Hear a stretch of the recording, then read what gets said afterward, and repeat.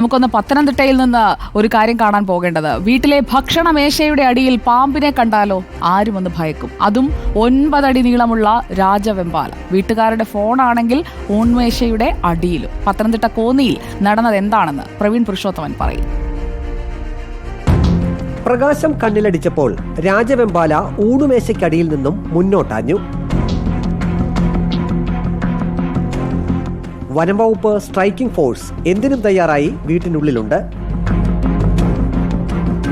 Pathanamthitta Konni ആനകുത്തിയിൽ Thomas എബ്രഹാമിന്റെ വീട്ടിലെ ഊണുമേശയ്ക്കടിയിലാണ് രാജവെമ്പാലയെ കണ്ടത്. പഠിച്ച പണി 18 നോക്കിയിട്ടും പിടികൊടുക്കാൻ രാജവെമ്പാല തയ്യാറായില്ല. ആദ്യം ചേരയാണെന്നാണ് വീട്ടുകാർ കരുതിയത്.